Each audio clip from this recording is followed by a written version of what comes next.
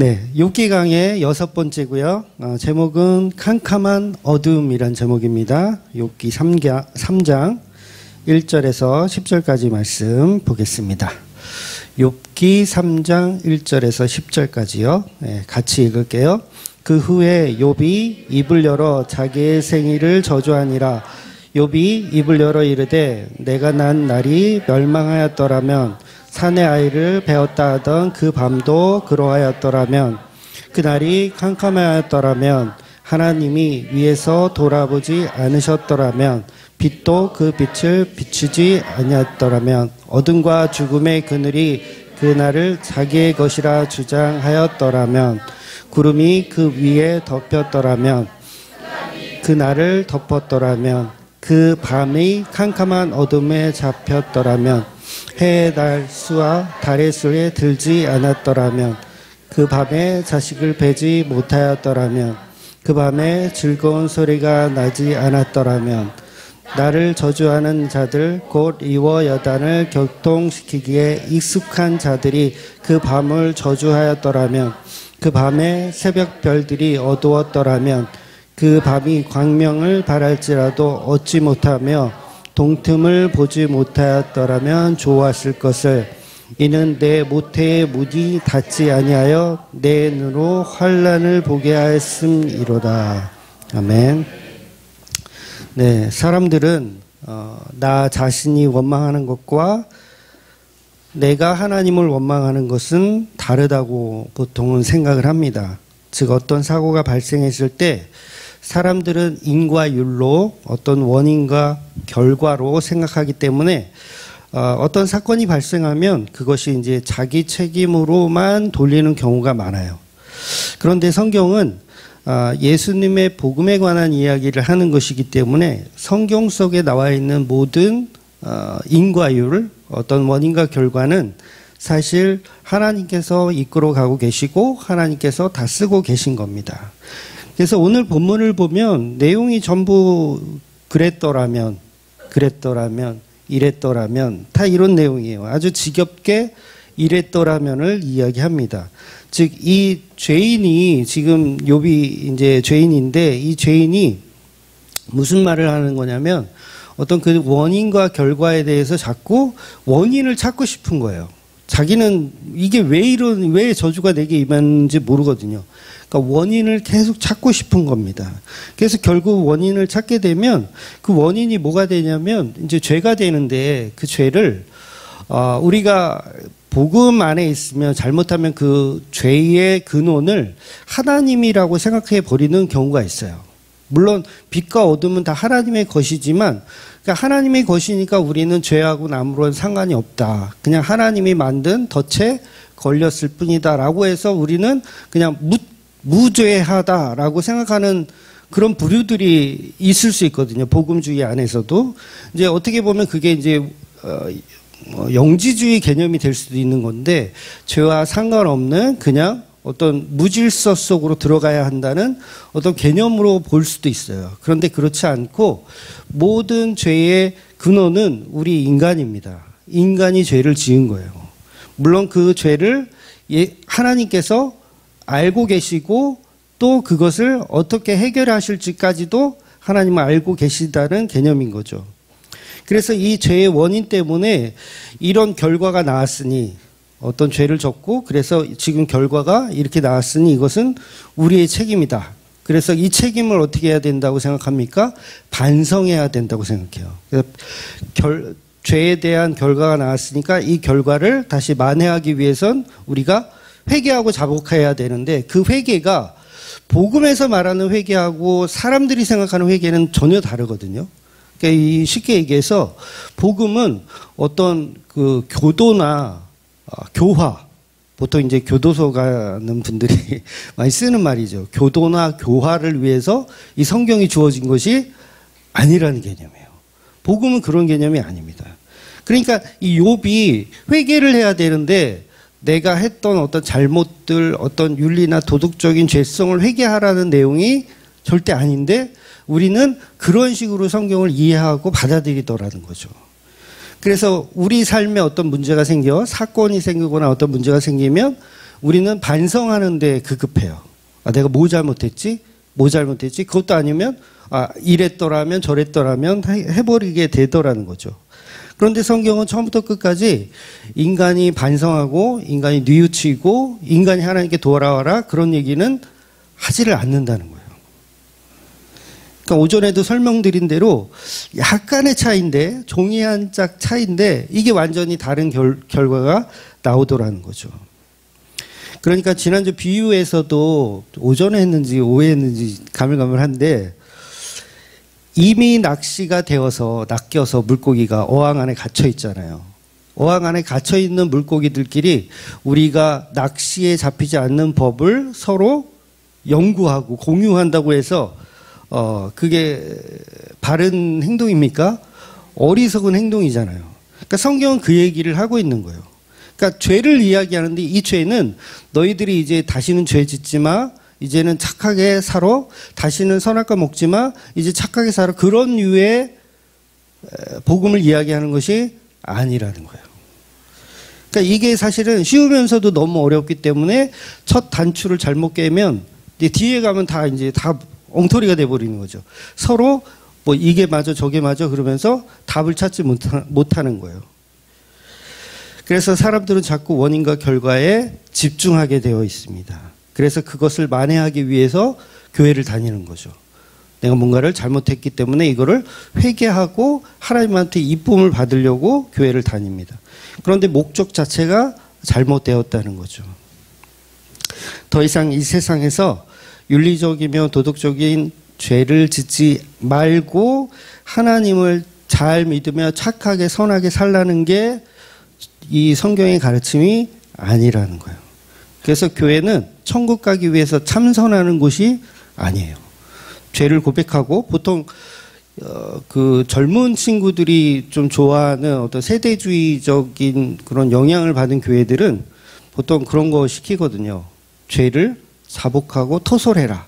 그러니까 나와가지고 한 사람씩 이제 다 죄 지은 거 이야기해라. 만인 앞에 공포하는 거예요. 뭐 내가 뭐 엄마 돈을 빼돌렸어요. 뭐 내가 위장 취업을 했어요. 뭐 이런 거 막 이렇게 얘기해요. 근데 성경은 그런 걸 얘기하라는 게 아니라는 거예요. 사람들이 왜 번개탄 피우고 이렇게 갈까요? 차에다 번개탄을 피우고 갈까요? 원인과 책임을 다 자기가 지겠다고 하는 거예요. 그러니까 이 복음은 원인과 책임을 너희가 질 수 있다라는 얘기를 하는 게 아닌데 사람들은 연탄불을 피고 번개탄을 피고 그 원인과 책임을 자기가 지려고 하더라는 거예요. 여러분, 저와 여러분은요 선악과 먹었기 때문에 마땅히 지옥 가야 되는 사람들이에요. 근데 그걸 우리가 책임질 수 있어요? 그 죄를 우리가 어떻게 책임을 져요?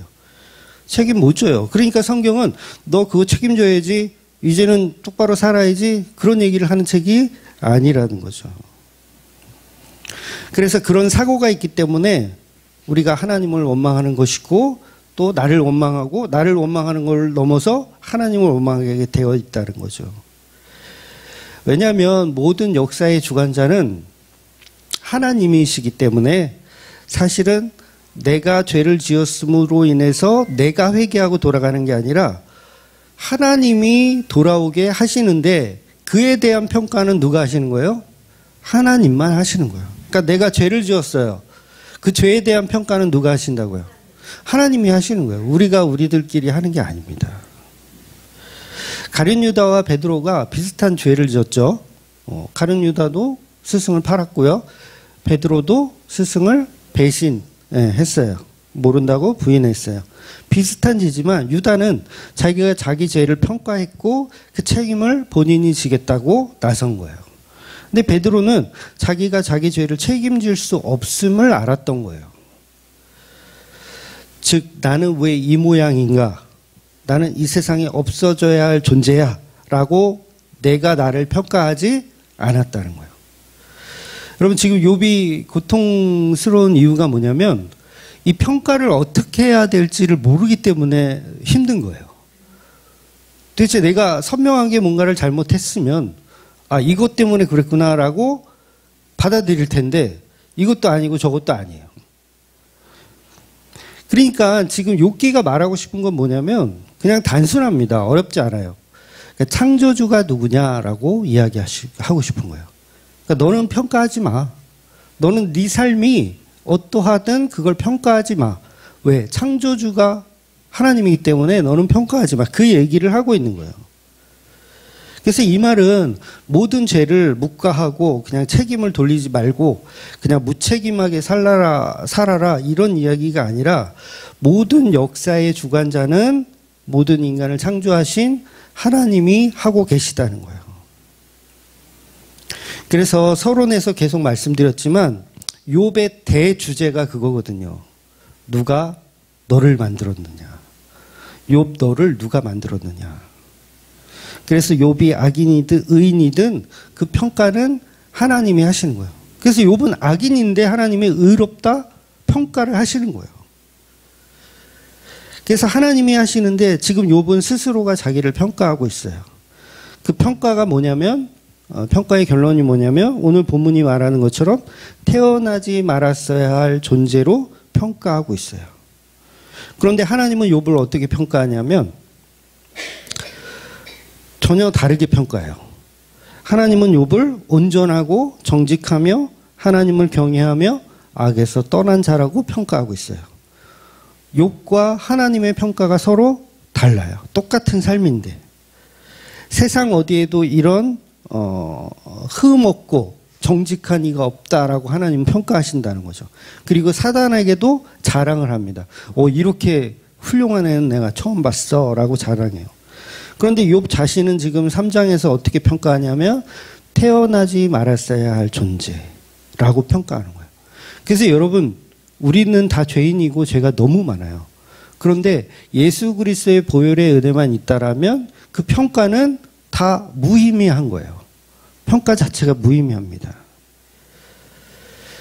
그래서 욥이 왜 하나님과 다른 평가를 하느냐면 그건 욥에게 닥친 고난 때문에 그래요. 고난만 아니었으면 하나님과 동일한 평가를 했을 거예요. 나 정도면 훌륭한 성도지라고 욥은 스스로를 평가했을 거예요. 근데 뭐 때문에 이 평가가 하나님과 달라져요? 고난 때문에 달라지기 시작하는 거예요. 그래서 1, 2장에 보면 주신 분도 하나님이요 가져가신 분도 하나님이다. 아내한테도 복을 주신 분도 하나님이요 저주를 주신 분도 하나님이다 라고 하는 거예요. 그러니 괜찮다라고 고백한 그 고백들이 끝나야 되는데 3장에서는 오늘 본문에서는 이랬더라면 저랬더라면 하면서 자기 생일을 저주하고 있어요. 이 말은 1장과 2장의 내용이 전부 거짓말이었다라는 이야기를 하는 거예요. 주신 분도 하나님이요 가져가신 분도 하나님이라는 이 신앙 고백이 뭐였다? 거짓말이었다는 거예요. 그게 어디서 들통나냐면 고난이 닥치니까 들통이 나더라는 거예요. 그러니까 종교인들이 흔히 나는 하나님을 사랑합니다 이렇게 고백하잖아요. 여러분도 많이 해보셨죠? 또 하고 있죠? 사랑합니다. 내 가족보다 하나님을 더 사랑합니다. 돈보다 하나님을 더 사랑합니다. 아무리 고백해봐야 그게 진짜다 가짜다? 가짜라는 거예요.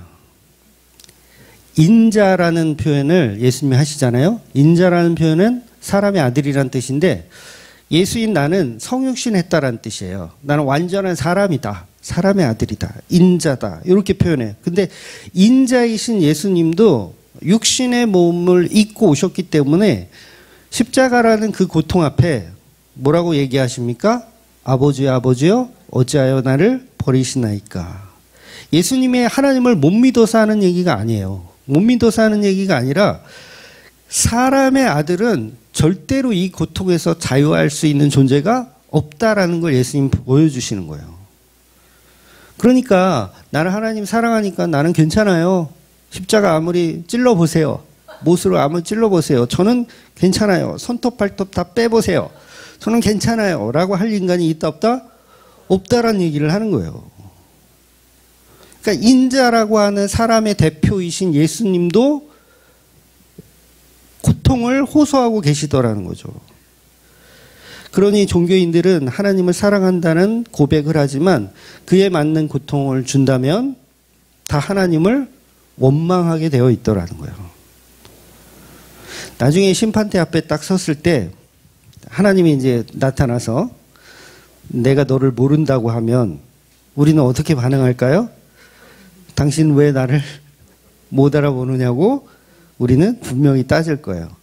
내가 하나님을 그만큼 사랑했는데 왜 나를 몰라보시냐고 따지더라는 거죠. 그러니까 인간은 모두 기브 앤 테이크거든요. 고통이 없어야 하나님도 사랑하는 거예요. 근데 하나님이 고통을 주면 그 사랑은 온데간데 없고 하나님을 원망하기 바빠지더라는 거죠. 그래서 우리 하나님을 사랑한 만큼 우리도 하나님을 사랑해야 한다는 생각은 잘못된 생각이라는 거예요. 즉 상황에 따라서 욥은 분명히 자신의 생일을 1장과 2장에서는 축복했어요. 자신의 생일을. 자기 생일뿐만 아니라 내 아이들의 생일까지도 다 기뻐하며 즐거워했어요. 생일은 어떤 날이었어요? 기쁘고 즐거운 날. 근데 3장에서는 생일은 어떤 날이에요? 저주의 날이에요. 그러니까 욥기 1장에서 욥의 가족들을 다 생일을 축하하는 그 장면이 나오고 3장에는 거꾸로 되어 있는 거예요.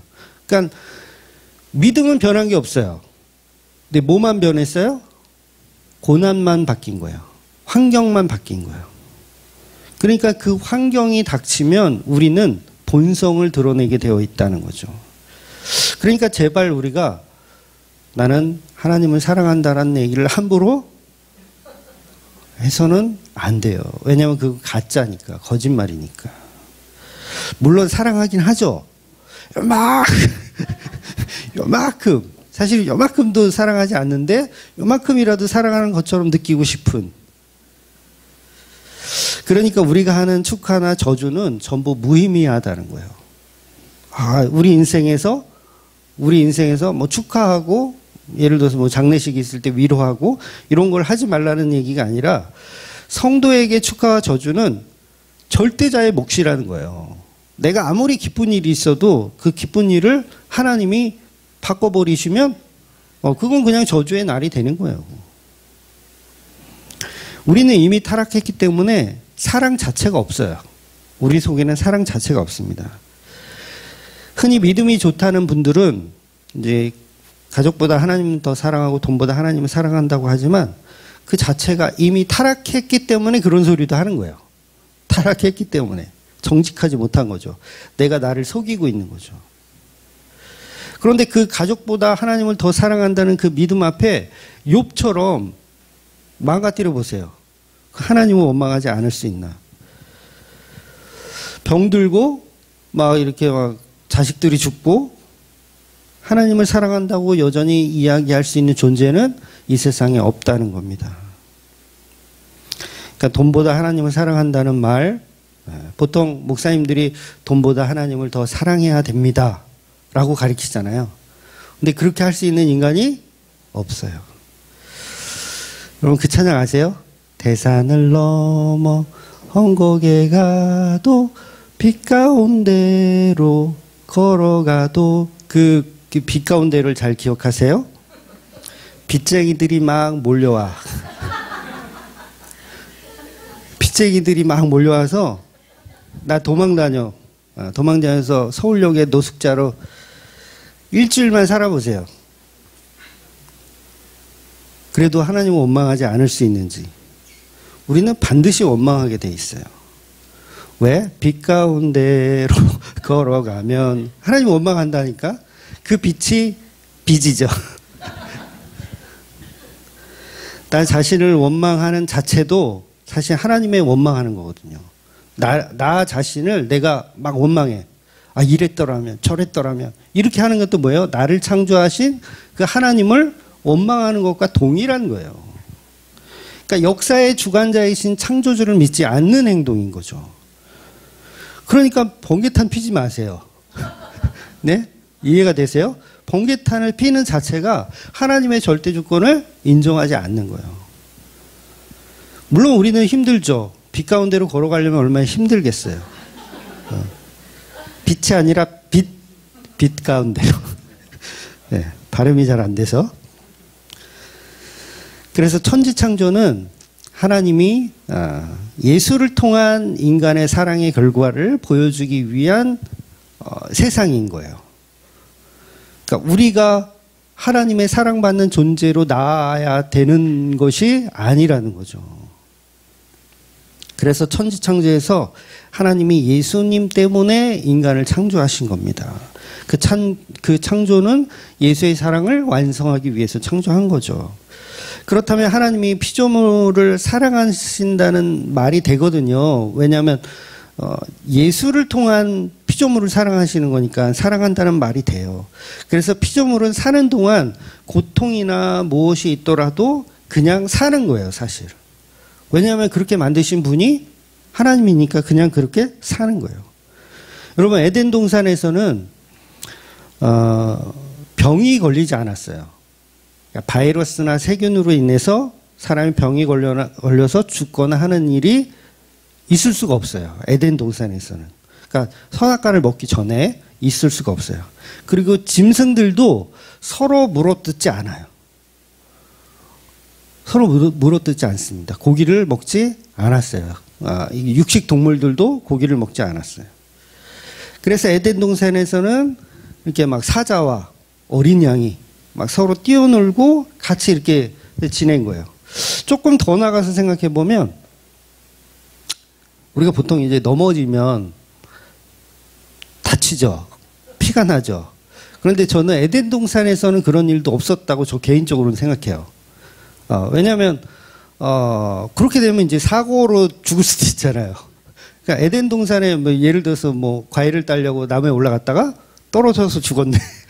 아담이. 그런 일은 없어야 되는 게 맞다고 생각해요. 물론 이게 무슨 지금 그러니까 그 뭐라 그러죠? 창조 과학이라 그러나요? 그걸로 해서 뭐 궁창의 물과 궁창 아래의 물 때문에 지구 중력에 어떤 영향을 받아서 떨어져도 안 죽는 뭐 그런 세상이었다라고 뭐 이렇게 설명하고 싶지만 제가 지식이 짧은 관계로 어쨌든 에덴 동산에서는 어떤 사고사도 있을 수가 없었다는 거죠. 세균이나 바이러스로 인한 죽음도 없고 동물들이 서로 잡아먹는 일도 없었다는 거예요. 그런데 언제부터 그게 생겼어요? 선악과를 먹음으로 인해서 그때부터 고통이 들어오기 시작했어요. 어떤 고통? 인간이 병에 걸리고 그 다음에 동물들이 서로 잡아먹고 또 들과 이 밭에는 가시와 엉겅퀴가 나면서 더 이상 자라지 못하는, 그러니까 사자가 어린 양과 뛰놀다가 확 잡아먹고 뛰놀다가 수틀리면 확 잡아먹고. 그래서 사실상 이 첫 살생은 누가 하냐면 에덴 동산에서 첫 살생은 하나님이 하시는 거예요. 그러니까 하나님의 아담과 하와에게 가죽 옷을 입혀주시기 위해서 첫 살생을 하나님께서 하십니다. 그래서 더 이상 이 세상은 이제 죽음이 없는 세상이 아니라 죽음이 있는 세상으로 바뀌어 버렸어요. 그래서 죄로 인해서 축하받아야 할 이 지구가 저주로 바뀌어 버린 거예요. 저주의 세상으로. 그래서 모든 인류는 타락 이후에 하나님을 사랑하는 것이 아니라 전부 하나님을 원망하면서 살아가는 자들이 맞아요. 네, 우리는 다 하나님을 원망하면서 살아갑니다. 그런데 어떤 뭐 종교적인 힘에 의해서 하나님을 원망하지 않고 자기는 원망하죠. 그런데 자기를 원망하는 것도 사실은 하나님을 원망하는 것과 같아요. 그래서 세상 모든 사람들은 죽음의 고통이며 저주의 고통 속에 살아가는 거예요. 그러니까 욥은 누구를 지금 이야기하냐면 예수님과 그 세상에 관한 이야기를 하는 거예요.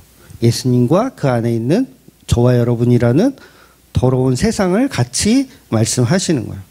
그래서 욥기가 그래서 어려운 거예요. 그러니까 앞으로는 사실 더 어려워질지도 모르겠어요. 비복음들이 이제 난무하게 되기 때문에. 그래서 세상 모든 사람들은 지금 겉으로는 티가 나지 않지만 전부 이 욥기 3장의 생일을 저주하는 삶을 지금 살아가고 있는 거예요. 네. 그러니까 여러분의 회사 동료나 이웃집 아줌마나 아저씨, 사실 누가 됐든 그 사람들은 다 자기 생일날 막 축하 파티하고 그러죠. 그런데 사실 그들이 다 욥기 3장을 살아가고 있는 사람들이에요. 원망하면서 살아갑니다. 저와 여러분도 사실은 원망하면서 살아왔어요. 이제껏. 앞으로도 원망하면서 살아가는 거고요. 그래서 자꾸 이 원망을 죄로 연결해서 빨리 회개하고 돌아와라라는 종교를 우리에게 심어주는데 그건 옳지 않고요. 이 자체, 이 세상이 그냥 다 원망의 세상, 저주의 세상인 거예요. 그 원인은 우리가 선악과를 먹었기 때문이고요. 그렇다면 방법이 없음으로 가야 돼요. 아, 방법이 없구나. 원망해도 된다, 안 된다? 소용이 없구나. 원망해서 소용이 있으면 좀 원망 좀 하지 뭐. 근데 소용이 없어요. 회개해서, 그러니까 윤리적이면 도덕적인 거 회개해서 된다, 안 된다? 안 돼요. 선악과 먹은 거 잘못했어요. 다시는 안 먹을게요. 된다, 안 된다? 안 돼요. 이미 끝났어요. 그러니까 복음이라는 건 방법이 없다가 복음이에요, 사실. 방법이 없어. 우리 다 끝장났어, 우리는. 그 교회에서 그거 얘기해야 돼요. 우리 끝장났어. 우린 방법이 없어. 근데 자꾸 방법을 제시해 주죠. 예배 잘 드려봐. 헌금 많이 하고 기도 열심히 해봐. 그런 방법이 있을 거야. 근데 그건 복음이 아니에요. 복음은 끝장났어. 이제 답이 없다. 큰일 났다. 우리 다 지옥이야. 우리 끝났어. 우리는 우리를 원망하고 있고 하나님 원망하고 있고 태어나지 않는 것이 좋을 뻔했어. 이게 복음이에요, 여러분. 여러분은 태어나지 않는 게 좋을 뻔하셨어요. 나가지고 이제 방법이 없어. 우리는 그게 어떻게 해요? 만신창이가 돼가지고 우리는 다 겉옷을 찢고 우리 이거 어떡하냐 이거 구덕이나 긁어내는 인생이구나. 우리는 답이 없구나. 이러고 있어야 되는 거예요. 그게 이 세상이라고요. 욥이 지금 3장을 겪고 있는 이 세상이 저와 여러분의 세상이며 이 모든 세상입니다. 그래서 욥이 그 세상을 독백하고 있는 거예요. 오늘 본문은 이 세상에 지금 이거는 누구의 세상도 아니고 그냥 우리의 세상인 거예요. 태어나지 말았었더라면. 그 세상을 욥이 독백하고 있는데 그 독백을 이제 혼자만 하는 게 아니라 친구들이 다 듣고 있는 거죠. 다 듣고 있어요. 그래서 그 내용을 친구들이 들어보니 자기 생일을 저주하고 있는 거예요. 욥은 전형적으로 지금 본질적인 복음에 대해서 말하고 있는데, 독백하고 있는데 친구들은 이 얘기가 어떻게 들릴까요? 아유, 저런 형편없는 놈. 이렇게 들리는 거예요. 우리는 끝났어. 우린 다 죽어야 돼. 라고 복음을 말하면 아우, 저 무슨 저런 교회가 돼 있어. 저렇게 형편없는 교회가. 아우, 무슨 사람들 다 모아놓고 다 끝났대. 다 지옥 가야 된대. 야, 저런 교회는 가지도 마. 사람이 말이야 긍정적으로 살아야지. 응? 저게 뭐야? 요 시선이 누구의 시선이라면, 누구의 시선이냐면 욥의 친구들의 시선인 거예요. 그래서 여러분, 복음이라는 것은 인간 측에서 어떤 진리를 깨달아서 변화되는 방식이 아니에요. 우리는 진리를 깨닫는 게 아니라 그냥 우리는 다 끝났구나. 아, 죽었구나. 이제 우리는 우리 힘으로 뭐 변화되는 삶, 뭐 노력하는 삶, 긍정적인 삶으로 해서 내 인생을 내가 바꿀 수 있어요? 없어요? 없어요. 죄송해요. 없어요. 정말 제가 말하고 있는 제가 죄송할 정도네. 노력하지 마세요. 안 바뀌어요. 노력하지 마세요. 나는 좀 악한 것 같은데 좀 착하게 노력하면 바뀔 것 같죠? 네, 안 바뀌어요. 바뀌는 방법은 하나밖에 없어. 내가 죽고 예수가 나를 다시 활동하게 하는 거. 그러니까 예수로 사는 거죠. 나는 없고 예수로 사는 방법밖에 없어요. 그걸 지금 욥기가 아주 길게 설명할 거예요. 그래서 1장과 2절과 2장과 전혀 다른 모습으로 욥의 모습을 3장에서 보게 되는데 이게 복음의 시작이라는 거예요. 그래서 욥도 죄인일 뿐이며 인간의 대표이며 그 죄성의 대표임을 이야기하는 겁니다. 그래서 저와 여러분도 은혜가 없으면 그냥 세상 사람들과 하나도 다를 것이 없어요. 그냥 원망하고 사는 거예요. 그런데 여러분, 이것은 이제 욥이 이제 1장하고 2장하고 3장하고 다르잖아요. 다른 표현을 하고 있잖아요. 근데 욥이 뭔가 달라진 게 아니에요. 사실은 똑같아요. 욥은 시종일관 똑같아요. 그러니까 겉으로는 1장과 2장에서도 죄를 표현하지 않은 것뿐이지 사실은 그 죄성은 1장이나 2장이나 3장이나 동일하게 똑같이 갖고 있었던 거예요. 그런데 그걸 끄집어내시는 분이 지금 하나님이라는 거죠. 그래서 이제 친구들 앞에서 친구들이 좀 같이 찾아와 줘서 일주일 동안 옷도 찢고 이렇게 울어주고 하니까 생각해 보세요. 악창이 걸려서 막 구데기를 긁어내고 있는데 친구들이 왔어. 일주일 동안 같이 울어줘. 여러분에게 그런 친구가 있으세요? 일주일 동안 그냥 구데기 같이 이렇게 떼어주고 울어주고 아무 얘기도 하지 않고 울어줄 친구. 그것도 3명이나 3명 플러스 알파일 수도 있어요. 지금 이 알파가 언제 등장하는지는 저도 잘 모르겠는데 하여간 알파가 또 있거든요. 이건 쉬운 일이 아니죠. 쉬운 일이 아니에요. 그래서 욥은 이 친구들을 정말 사랑하고 내 마음을 알아줄 것이라고 생각해서 속마음을 지금 드러내고 있는 거예요. 그래서 일주일 동안 욥이 침묵하다가 이제 입을 열어서 말하는데 1장과 2장과 전혀 다른 이야기를 이야기하는 겁니다. 그러니까 욥의 친구들은 욥보다는 나이가 조금 있는 것 같아요. 아예 동갑은 아닌 것 같고 연배가 좀 있는 것 같아요. 그러면 이 친구들이 멀리서 왔잖아요. 그러면 형님들 여기 뭐하러 오셨어요? 바쁘신데 뭐 저 같은 게 뭐 이렇게 뭐 대단한 사람이라고 뭐 이렇게 오셨어요. 그러니까 하나님이 복을 줄 수도 있고 저주를 줄 수도 있는 건데 뭐 이렇게 대단하게 이렇게 몰려오셨어요. 제가 손님 대접도 제대로 못하니까 그냥 돌아가세요. 이렇게 얘기해야 되는데 친구들 앞에서 이제 자기 생일을 저주하며 쏟아내고 있는 거예요. 그러니까 오늘은 10절까지만 봤지만 3장 전체가 다 그런 내용들이에요. 자기가 욥이 태어난 내용을 저주하는 거. 그러니까 욥이 말하기를 하나님이 나를 태어나게 하신 이유가 내 눈으로 환난을 보게 하시기 위해서 태어나게 하셨다라고 얘기해요. 욥이 내 눈으로 환난을 보게 하기 위해서 태어나게 하셨다.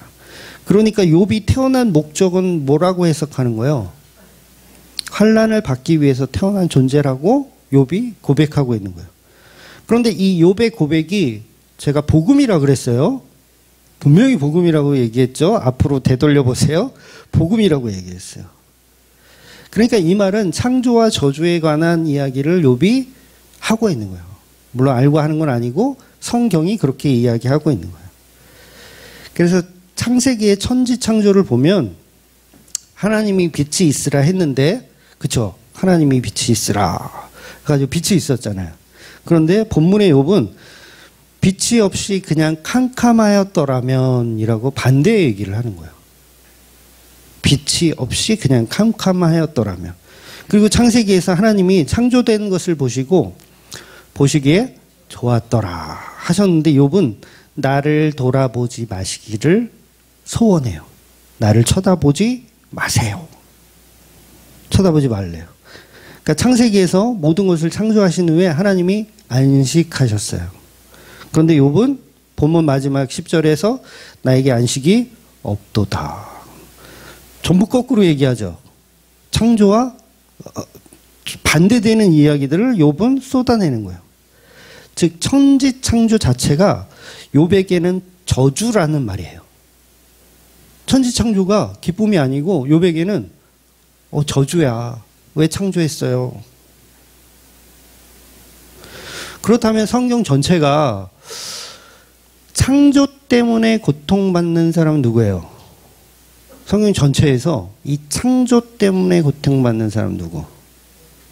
인자이신 예수 그리스도예요. 성경을 이렇게 풀어야 돼요.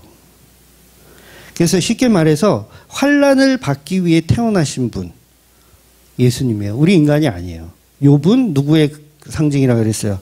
예수 그리스도의 상징이에요. 그래서 천지를 창조했다가 괜히 고통받으시는 분 누구예요? 예수님이에요. 근데 예수님이 누구의 죄 때문에 고통받으세요? 인간의 죄 때문에 고통받는 거예요. 그러니까 본문은 누구 이야기를 하는 거냐면 욥의 이야기를 통해서 예수님 이야기, 당신의 성육신에 관한 이야기를 하고 계신 거예요. 그래서 이걸 욥의 고통을 통해서 본인의 예수 그리스도의 성육신에 관한 이야기를 하고 계시는 거예요. 그래서 성경 66권을 예수 그리스도의 십자가 고난으로 해석하면 어떤 분들은 이제 알레고리적인 해석이다. 뭐 지금 이 설교도 야 그런 게 어딨어. 이건 그냥 짜 맞히는 거 아니야? 이렇게 생각할 수도 있겠어요. 그런데 성경의 목적은 십자가에 죽으신 그 예수님이 그 사랑이 얼마나 위대하신지. 그러니까 창조 자체가 예수님에게는 고통인데 그걸 지금 해내고 계신 예수님의 위대함을 드러내고 싶은 게 성경이에요. 굉장히 이거는 이해하기 어렵고 복음의 성령의 은혜가 있어야 이해할 수 있는 말씀이죠. 그런데 이 복음의 진리의 말씀을 모르게 되면 욥기를 통해서 그냥 인간이 받아야 할 어떤 생사화복과 복의 인과율과 생사화복에 관한 것으로만 연구하게 돼요. 그래서 욥처럼 고난을 이겨내면 30배, 60배, 100배의 축복을 얻게 된다는 엉뚱한 방향성으로 본문을 보게 된다는 거죠. 그래서 예수님이 천지창조를 십자가라는 저주로 부수는 거예요. 천지창조 해놓고 그걸 십자가로 부수는 거예요. 그러니까 그 십자가는 예수님의 고통이죠. 창조 자체가 기쁨이고 행복인데 예수님에게는 이게 고통이에요. 왜냐하면 십자가를 져야 하기 때문에. 그래서 그 십자가를 통해서 만들어진 세상이 너무너무 보배롭겠어요? 안 보배롭겠어요? 너무너무 보배로운 거예요. 그 얘기하는 거예요. 너무너무 보배롭다. 그러니까 창조는 하나님 예수님에겐 고통이지만 그 고통이 지나고 나면 완전한 보배로움을 만날 수 있는 그런 세상이 주어지는 거예요. 그래서 욥기 전체에 맨 마지막에 가서 왜 축복을 다시 주냐면 그 얘기하고 싶은 거예요. 얼마나 보배로운 존재들을 위해서 내가 창조하고 고통받고 만들었는가를 보는 거예요. 그러니까 결론은 그거죠. 욥 너를 누가 만들었느냐. 좀 기다려봐. 지금 여러분 고통스럽죠? 사는 게. 뭐 아닌 분들도 있나 봐. 그런데 그게 예수 그리스도로 십자가로 지나고 나면 예수 그리스도가 우리를 사랑하는 그 마음이 얼마나 보배로운지를 알아먹으라고 욥기를 주신 거예요. 그래서 예수님은 천지창조를 십자가라는 저주로 이렇게 부시는 겁니다. 그래서 예수님은 세상을 심판하시고 재창조하시러 이 땅에 오신 거죠. 그래서 세상 사람들은 이제 예수님 오시면 심판을 받는 것이고 우리는 재창조를 당하는 거예요. 성도들은 재창조를 당하는 거예요. 그러니까 양쪽 모두 이 창조는 저주로 끝나는 게 맞아요. 왜냐하면 이 창조도 십자가로 끝나고 그냥 세상 창조도 심판으로 끝나니까. 그래서 삐까뻔쩍한 모습이 아니라는 거죠. 그러니까 예수님이 오셔서 저 삐까뻔쩍한 저 성전 무너뜨려라 라고 말씀하시잖아요. 저와 여러분이 예수님의 몸으로 사는 거예요. 예수님 머리가 되시고 우리가 예수님의 성전이죠. 성전으로 사는 거예요. 즉 예수님이 그 저주의 십자가를 통해서 다시 새하늘과 새 땅을 만들어내는 일. 그래서 천지창조를 십자가로 부수는 거예요. 그냥 때려 부시는 거예요. 이거 만들었다가 예수님이 고통을 당하시는 거예요. 그래서 인간이 쌓아놓은 죄라는 바벨탑을 부술 수 있는 분은 예수님밖에 없어요. 우리가 못 부셔요. 우리가 아무리 교화되고 교도되고 아무리 종교로 막 절에 열심히 다니면서 참선하고 뭐 선을 행해도 우리가 쌓아놓은 바벨탑을 부술 수가 없어요. 우리는 다 자기 생을 기뻐하던 자들이에요. 내 생을 기뻐하고 자기가 빛이라고 생각해요. 나는 빛이야. 나 어둠이 아니야. 빛이야. 그런데 그 빛을 부셔버리시는 거예요. 너 교만해라고 부셔버리시는 거. 자기들은 안식을 누릴만 해라고 하는 존재들을 부셔버리는 거예요. 그래서 욥 속에 저와 여러분이 들어있어요. 예수님이 들어있고 당연히 예수님 들어있고 저와 여러분도 욥 속에 들어있습니다. 그래서 우리의 삶이 욥과 같은 삶이에요. 이제 욕 나오는 삶이에요. 예수님이 이 땅에 태어나신 이후 인간의 죄 때문에 오셨어요. 인간의 죄를 짓지 않았다면 우리는 에덴 동산에서 지금까지 살았을 거예요. 그런데 죄를 범해왔기 때문에 이제 빛이신 예수님을 우리는 만나야 된다는 거죠. 그러니까 본문은 예수님이 태어나신 그날에 관해서 사실은 기록하고 있는 겁니다. 예수님 태어났다는 말을 오해하지 마세요. 예수님은 처음부터 계신 분입니다. 예수님이 태어났던 그날, 그러니까 우리에게 죄와 허물을 해결하러 오시는 그날을 표현하고 있는 거죠. 우리는 이 날이 원망의 날이고 저주의 날이지만 그날이 예수님에게는 정말 보배로운 날이라는 거예요. 그래서 본문은 밤에 태어나서 구원으로 인도하는 존재가 누구이냐. 밤에 태어나서 구원으로 인도하는 존재. 그러니까 저와 여러분은 밤에 태어나서 빛으로 인도되는 존재.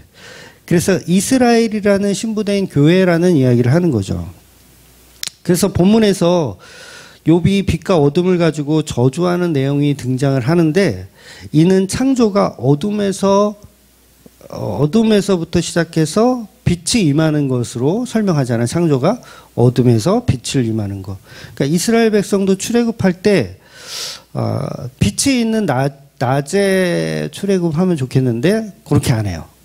언제 출애굽해요? 밤에 출애굽합니다. 그래서 예수님이 십자가에 달려서 죽으실 때도 낮에 분명히 달리시는데 아침 9시에 오후 3시에 돌아가시는데 정오부터 뭐가 임해요? 어둠이 임해버리는 거예요. 그래서 밤의 구원을 설명하는 거죠. 밤에. 지금 욥이 지금 뭘 계속 이야기해요? 나는 밤이다. 나는 밤이다. 나는 어둠이다. 그러면서 자기를 생일을 저주하고 있는 거예요. 그런데 그게 뭐예요? 구원의 시작. 구원의 시작인 거예요. 그래서 욥은 이 3장을 경험하지 못하면 그 보배로움을 몰라요. 보배로움을 알 수가 없습니다. 즉 어둠을 저주하는 욥이 왜 자기 생일을 저주할까요? 욥은 여전히 자기 속에 있는 그리스도를 모르기 때문에 그래요. 그리스도가 어둠의 빛으로 오신다는 것을 모르기 때문에 그렇습니다. 그런데 저와 여러분이 욥과 같은 삶을 살더라도 그 안에 누가 계시다? 예수님이 계시다라는 것을 알면 자기 생애를 저주할 수가 없어요. 네. 그래서 욥이 지금 3장에서 자기 생일을 친구들에게 이렇게 저주하는 것은 따지고 보면 친구들이 진짜 복음이 무엇인지 모르기 때문에 서론적으로 복음을 설명하고 있는 거예요. 이게 또 욥기의 또 묘미인데 욥이 누구를 전도하는지 아세요? 나중에 그 친구들을 전도해요. 하나님 앞에 전도합니다. 그래서 욥이 그들이 이제 제사를 드리는데 욥 앞에 와서 제사를 드리고 구원을 받는 거예요. 그러니까 이 3장의 내용도 어찌 보면 죄에 대한 서론적인 이야기를 복음을 전하고 있는 거예요. 욥이 친구들한테. 근데 욥의 친구들은 못 알아듣죠. 이렇게 전하면 사실 못 알아듣는 게 맞아요. 은혜가 있어야 돼요. 못 알아들어요. 그래서 욥 자신도 지금 복음을 서론적으로 이야기하는 거 있음을 본인은 아직 모르지만 지금 성경은 그렇게 이야기하고 있는 거죠. 그래서 복음의 시작은 뭐냐면 우리는 참담하다예요. 참담하다. 우린 답이 없다. 그래서 욥 속에 그리스도께서 본문에서 창조는 이런 거야, 구원은 이런 거야, 죄는 이런 거야, 캄캄한 어둠이야 라고 설명하는 겁니다. 그래서 그 자기 생일이라는 카테고리 속에 복음이 있음을 지금 계속 설명하는 거죠. 그런데 친구들은 이제 못 알아듣죠. 당연히 못 알아들어요. 어려워서. 그 4장부터는 오히려 이제 친구들이 이제 욥을 공격하죠. 그러면 왜 욥의 친구들은 욥의 말을 공감하지 못할까라고 했을 때 이거는 그냥 하나밖에 없어요. 그냥 은혜가 없어서 그래요. 은혜가 없어서 공감하지 못하는 겁니다. 자기들은 빛에 속한 착한 사람들이라고 생각하는 거예요. 반드시 빛은 어둠이 있어야 그 존재성이 입증받거든요. 빛은 혼자서 빛이 될 수가 없어요. 뭐가 있어야 돼요? 어둠이 반드시 있어야 빛이 빛을 표현할 수 있어요. 그래서 우리는 캄캄한 어둠인데 예수님이라는 빛이 오셔서 우리를 삼켜버리는 거예요. 그래서 어둠과 빛이 하나로 되는 구조가 바로 구원의 구조인 거죠. 그러니까 어둠은 필요해요, 안 필요해요? 필요한 거예요. 필요한 거. 그러니까 3장은 필요해요, 안 필요해요? 필요한 거예요. 없으면 구원을 설명할 수가 없어요. 복음을 설명할 수가 없어요. 그래서 욥은 자기 생일을 저주하고 있는 거예요. 십자가의 모형을 보여주고 있는 거죠. 십자가는 이런 거야. 십자가는 저주야. 태어나지 말았어야 할 정도로 아주 심한 저주야 라고 표현하는 겁니다. 그래서 욥은 본문에서 죄라는 것이 얼마나 두렵고 무서운 것이냐면 차라리 태어나지 않아야 했을 정도로. 여러분, 예수님이 지옥을 예견하신 사람이 딱 한 명 있어요. 딱 한 명인지 모르겠는데 지금 일단 생각나는 건 한 명이에요.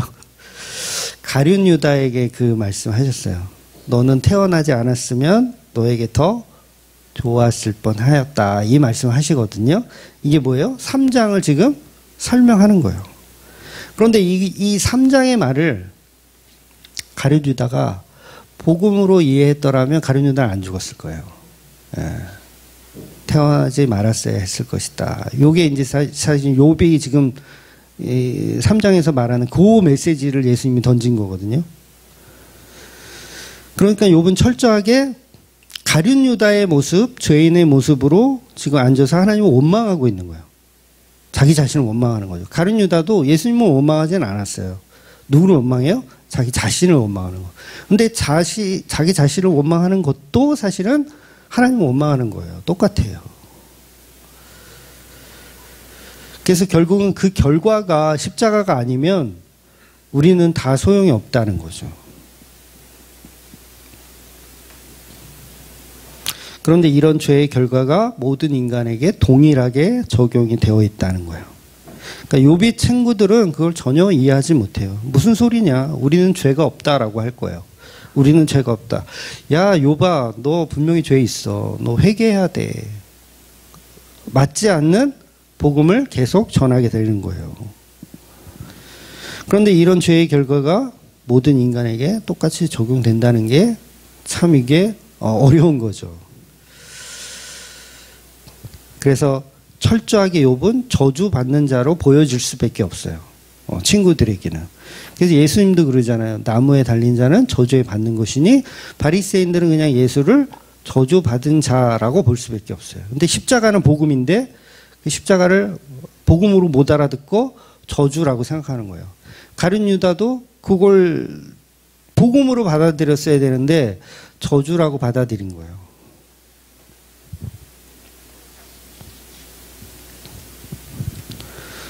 그래서 바리새인들이 예수님을 저주하는 것이나 욥의 친구들이 지금 욥을 저주하는 것이나 내용은 사실 다 똑같아요.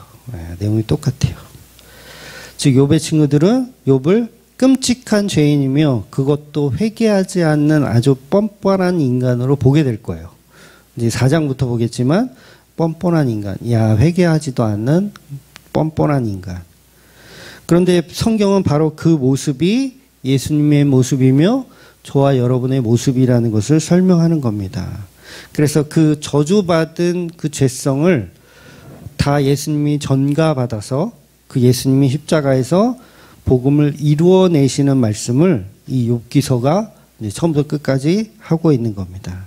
그래서 오늘도 저주받은 그 욥 속에 예수님의 십자가를 발견하시는 저와 여러분이 되시기를 주의 이름으로 축원드리겠습니다. 아멘. 기도하겠습니다.